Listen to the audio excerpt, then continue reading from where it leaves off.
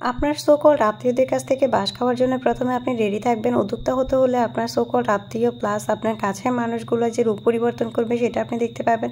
Plus আপনার হাতে মোটামুটি টাকা নিয়ে আপনাকে বিজনেসটা স্টার্ট করতে হবে। প্রচুর ধৈর্য এবং পরিশ্রমের প্রয়োজন। আর আপনার বিজনেসে, বিশেষ করে অনলাইন বিজনেস হলে তো আপনাকে প্রচুর পরিমাণে সময় ব্যয় করতে হবে এর পেছনে। আসসালামু আলাইকুম and hello everyone, I hope সবাই ভালো আছেন, সুস্থ আছেন। আজকে আপনাদের সাথে শেয়ার করতে চলে আসছি উদ্যোক্তা হতে হলে কি কি প্রয়োজন এবং কতটা পরিশ্রম এবং কত টাকা প্রয়োজন সবকিছু শেয়ার করব। আজকে আমার পেজে নতুন কিছু প্রোডাক্ট অ্যাড হবে, তো এগুলো আনবক্সিং করব, সাথে আপনাদের সাথেও শেয়ার করতেছি এবং আপনাদেরকে সাথে নিয়ে আমি এগুলো আনবক্সিং করতেছি। এগুলো আমার পেজে নতুন শিপমেন্ট আসছে। আমার পেজটা যদিও 1 থেকে 1.5 বছর পুরনো, কিন্তু এই শিপমেন্টগুলো একদমই নতুন। এখানে আমি কি ধরনের প্রোডাক্ট আনছি এবং উদ্যোক্তারা প্রথমে কি ধরনের প্রোডাক্ট নিয়ে আসবেন, এই যে দেখতে পাচ্ছেন এখানে কিন্তু শাড়ি, 3 পিস, তারপর আরও অনেক ধরনের আইটেমস আছে।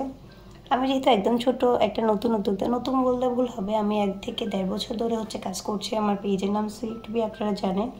সেখানে আমি হ্যান্ড পেইন্টিং ভিডিও, তারপর hand painting sari, panjabi, 3 piece, 1 piece, 1 colour 3 piece সব কিছুই সেল করে থাকি। আপনারা জানেন, যারা আমার শুরু থেকে ইউটিউবে রয়েছেন বা শুরু থেকে সুইটবি পেজের সাথে অ্যাড আছেন, তারা অবশ্যই জানেন এটা। তো আজকে আমার কিছু শিপমেন্ট আসছে, ভাবলাম আপনাদের সাথে একটু শেয়ার করি। তো আপনাদেরকে নিয়ে আমি এগুলো বের করব। চলুন। প্রথমে দেখতে পাচ্ছেন আমি এখানে কিছু ডিজিটাল প্রিন্টের কটন 3 পিস নিয়েছি। আমি এখানে অনেক ধরনের 3 পিসই আনছি। কটনের মধ্যে পাকিস্তানের লোন ছিল, ইন্ডিয়ান লোন ছিল, তারপর কটন একদম যেটা মালহার বা নর্মাল কটন যেটা আছে মোটামুটি বাসা ইউজের, এরকম প্রোডাক্ট নিয়ে আসছি। তবে আমি একদমই নর্মাল কোনো কিছু আনি নাই। আপনি যখন একজন উদ্যোক্তা হবেন তখন আপনার মনের মধ্যে রাখতে হবে আমার কাস্টমাররা যাতে আমার কাছ থেকে প্রোডাক্ট কিনে স্যাটিসফাই হয়, বা আমি যেই প্রোডাক্টটা সেল করব এটাতে আমি যাতে সন্তুষ্ট থাকি, সাথে আমার কাস্টমারও সন্তুষ্ট থাকে। সো আমি এটা মাথায় রেখে প্রোডাক্টগুলো নিয়ে আসছি, যাতে আমার কাস্টমারগুলো রিপিট আমার কাছে আবারও প্রোডাক্ট নেওয়ার জন্য আসে বা আমার প্রোডাক্টগুলো কিনে স্যাটিসফাইড হয়, সেই চিন্তাধারা মাথায় রেখে আমি প্রোডাক্টগুলো নিছি। সো আপনারা যখন উদ্যোক্তা হবেন তখন আপনাকে অবশ্যই মাথায় রাখতে হবে এটা। মানুষকে ঠকানোর চিন্তা ভাবনা করে যদি আপনি বিজনেস স্টার্ট করেন বা উদ্যোক্তা হতে চান, তাহলে কিন্তু আপনি বেশি দিন স্টে করতে পারবেন না। তো আমি সব কিছু বের করে নিয়েছি, দেখতেই পাচ্ছেন আপনারা। তো এখানে কিন্তু আমি চুড়িও নিয়ে আসছি, একটা ডালা ভর্তি চুড়ি দেখতেই পাচ্ছেন, আমার আপুদের অনেক বেশি পছন্দের। তারপর রিং নিয়ে আসছি। আপনি যেই প্রোডাক্টগুলো আনেন না কেন, আপনাকে আমি কেন বলছি উদ্যোক্তা হওয়া এতটা সোজা নয়, এখন নিশ্চয়ই বুঝতে পারছেন। প্রোডাক্টগুলো আমি আনছি, এরপর আনবক্সিং করতেছি। এখন একটা একটা করে আমি সব কিছু আবার নিয়ে নিচ্ছি বক্সের মধ্যে, মানে সব কিছু গুছিয়ে একটা সুন্দর পিকচার তুলে আমাকে সেটা আবার আপলোড করতে হবে। সেই পিকচারটা যতক্ষণ পর্যন্ত না সুন্দর আসতেছে বা অরিজিনাল কালারটা আসতেছে, ততক্ষণ পর্যন্ত আমাকে পিকচার ভিডিও এগুলো করেই যেতে হবে। সো এখানে অনেক বেশি পরিশ্রমের প্রয়োজন আছে, সময়ের প্রয়োজন আছে, সব কিছু আপনাকে একটা মেন্টাল প্রেশারও থাকে সব কিছুর উপর। তো দেখতে পাচ্ছেন আমি কিছুক্ষণ তো রাতে করছি, এখন চুড়ির ডালাটা আমি সকালবেলায় এগুলার ভিডিও করতেছিলাম বা ছবি তুলতেছিলাম। তো প্রত্যেকটা প্রোডাক্টের আমার একবার একটা একটা করে ছবি তুলতে হচ্ছে, আমার সংসার সামলিয়ে, বাচ্চা সামলিয়ে, তারপর আমার এই প্রোডাক্টগুলো সেল করার জন্য ছবি তুলতে হচ্ছে, সব কিছুই করতে হচ্ছে। তাই আমি এই কথাটা বলছি যে উদ্যোক্তা হওয়া এতটাও সহজ না। আর তাছাড়া অনলাইনে যারা সেল করেন তাদের কাছে সবচেয়ে বেশি কষ্ট হয় আমার কাছে মনে হচ্ছে এখন, কারণ আপনার যখন দোকান থাকবে তখন আপনার সাথে কয়েকটা মানুষও রাখতে পারেন দোকানে, বাচ্চা রাখুন বা বয় রাখতে পারেন। তো আপনার তারা এই প্রোডাক্টগুলো দেখিয়ে দেয় কাস্টমারদেরকে, বা আর বিশেষ করে ছবি তুললে আপনার তো শেয়ার করতে হয় না। এখন জিনিসগুলো একবার বের করবেন, একবার ছবি তুলবেন, আর যারা বাসায় এসে নেবে তাদেরকে আবার বের করে দেখাইতে হয়। সো এক ধরনের প্যারা রয়েছে অনলাইনে।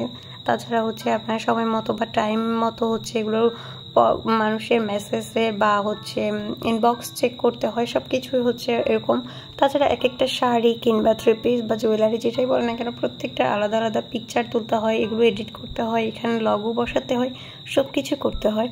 এখানে অনেক বেশি পরিশ্রম, তাছাড়া আপনার মেধা, সব কিছু দিয়েই অনলাইনে কাজ করতে হয়। আর তাছাড়া এখন যেহেতু প্রতিযোগিতামূলক বিজনেস হয়ে গেছে অনলাইনে, বিশেষ করে উদ্যোক্তাদের মধ্যেই প্রতিযোগিতা, সেখানে আপনার প্রোডাক্ট কেন কিনবে সব কিছু আপনাকে মাথায় রাখতে হবে। সব কিছু করেই আমার প্রোডাক্টটাকে সেল করার জন্য মন মানসিকতা নিয়ে এবং ধৈর্য সহকারে কাজগুলো করতে হয়। তাই আমি বলতেছিলাম এতক্ষণ, উদ্যোক্তা হওয়া এতটাও সহজ না। যাই হোক, যখন স্টার্ট করেই ফেলছি, আপনাদের দোয়া এবং ভালোবাসা আমি অবশ্যই চাইবো, কাম্য। আশা করছি সবাই আমাকে আপনাদের ভালোবাসা দিবেন, এবং আপনারা যারা এই প্রোডাক্টগুলো আমার কাছ থেকে কিনতে চান অবশ্যই আমাদের পেজে নক দিবেন। আমাদের পেজের নাম সুইফট বি, আর আমি ইউটিউবে ডিসক্রিপশন বক্সে লিঙ্কটা দিয়ে দিব, এবং টিকটকেও আমি ডিসক্রিপশন বক্সে পেজের নামটা মেনশন করে দিব। যদিও আমি টিকটকে তেমন একটা অ্যাক্টিভ না, আমাদের টিকটক অ্যাকাউন্টের নামও কিন্তু সুইফট বি। তো আপনারা আমাদের সুইফট বি অ্যাকাউন্ট থেকে দেখবেন, পছন্দের প্রোডাক্ট যেটাই পছন্দ হবে আপনারা আমাদের পেজে অর্ডার করতে পারেন।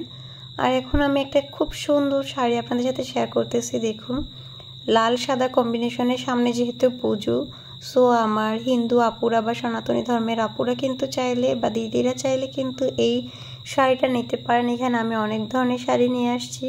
হাফ সিল্ক শাড়ি তো আমি আগে থেকে এনে রেখেছি, ওগুলো আজকে শেয়ার করতেছি না। আজকে যে প্রোডাক্টগুলো আসছে তার মধ্যেই আমি কিছু প্রোডাক্ট আপনাদের সাথে শেয়ার করতেছি। এটা একটা লাল সাদা কম্বিনেশনে কৃষ্ণচূড়া ফুল প্লাস পাখি, আর সাইডে তো দেখতেই পাচ্ছেন টার্সেল করা রয়েছে। আর এটা ধুপিয়ান সিল্কের মধ্যে শাড়িটা। সো দেখতেই পাচ্ছেন, একবার আমি পিকচার তোলার জন্য এই শাড়িটাকে খুলছি। পিকচার ভিডিও নেওয়ার পরে আমি আবার এটাকে প্যাকিং করতেছি। সো সব কিছুই এরকম। আর অনলাইন বিজনেসের মধ্যে একটু বেশি প্যারা আমার কাছে মনে হয়।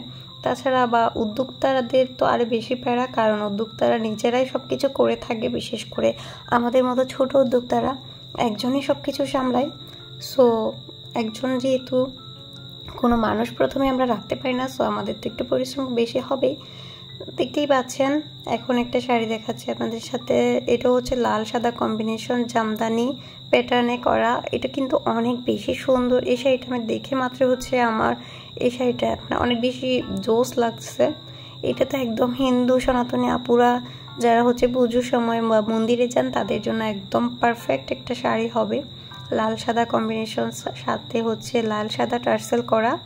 এটা কিন্তু কটনের মধ্যে, এটা কোনো সিল্ক শাড়ি না, কটনের শাড়ির মধ্যে জামদানি প্যাটার্নে কাজ করা বা জামদানি স্টাইলে কাজ করা বলতে পারেন। তো এটারও আমি পিকচার ভিডিও নিয়ে তারপর আবার দেখতেছেন প্যাকিং করতেছি। যারা উদ্যোক্তা হওয়ার মন মানসিকতা রয়েছে বা বিজনেস করার মন মানসিকতা রয়েছে যাদের, তারা অবশ্যই এই বিষয়গুলো মাথায় রাখবেন। আপনার অনেক বেশি পরিশ্রম করতে হবে, প্লাস অনেক সময় দিতে হবে এগুলোর পিছনে। একটা ছবি ভালো পিকচার তোলার জন্য অনেক বেশি টাইম স্পেন্ড করতে হবে। আর সব সময় আপনার এফবিতে বা সোশ্যাল মিডিয়াতে অ্যাক্টিভ থাকতে হবে। সব কিছুই আসলে দেখা যায় আমি কতটুকু পারি। আমি প্রথম থেকে শুরু থেকে আপনাদের সাথে সব কিছু শেয়ার করতেছি। আর একটা ছবি তোলার জন্য দেখুন কয়বার আমার ক্যামেরাতে একবার লাইটিং ভালো আসতেছে, একটা অরিজিনাল কালারটাই আমি আনতে পারতেছিলাম না, এরকম একটা ব্যাপার স্যাপার। এটা কাতান শাড়ির মধ্যে কাঞ্চিপুরম স্টাইলে কাজ করা। আঁচলটা আবার ভিতরে কাতান টাইপস, এই যে দেখতে পাচ্ছেন, খুবই সুন্দর একটা শাড়ি এটা। এই শাড়িটা তো অনেকেই পছন্দ করছে। আমি এখনো এই শাড়িগুলোর পেজে আপলোড করতে পারিনি ছবি, কিন্তু বাসায় যারা এসে দেখছে সবাই তো এই শাড়িটা অনেক বেশি পছন্দ করছে। তাছাড়া আমার প্রত্যেকটা প্রোডাক্ট স্টুডেন্ট বাজেটে যাবে, স্টুডেন্ট আপুরাও কিন্তু সবগুলো প্রোডাক্টই নিতে পারবেন আপনারা দেখে শুনে। সো অর্ডার করার জন্য অবশ্যই সুইফট বি পেজে নক করতে হবে। আর এখন বলি আমার বিজনেস স্টার্ট করার সময় কত টাকা লাগছে। আমি আসলে এখানে কত টাকা আমার ব্যয় হয়েছে সেটা হিসাব করি নাই এখনও, তবে মিনিমাম তো 45-50-এর কাছাকাছি আমার শেষ হয়েছে, শুধুমাত্র আজকে যে শিপমেন্ট আসছে এটার পেছনে। যাই হোক, আমি পরিবহন খরচ সহ অ্যাড করে তারপর বলতেছি। এখানে আমি এগুলো যেহেতু আমি একটা গ্রামের মেয়ে, আমি এগুলো আনছি ঢাকা থেকে। আর কিছু প্রোডাক্ট আমার ইম্পোর্টেড প্রোডাক্ট ছিল, বিশেষ করে ক্লিপ, হেয়ার ক্লিপ, তারপর কিছু জুয়েলারি ইম্পোর্টেড ছিল, বাইরে থেকে আনা। সো সব কিছু মিলিয়ে আমার মোটামুটি একটা খরচ হয়েছে।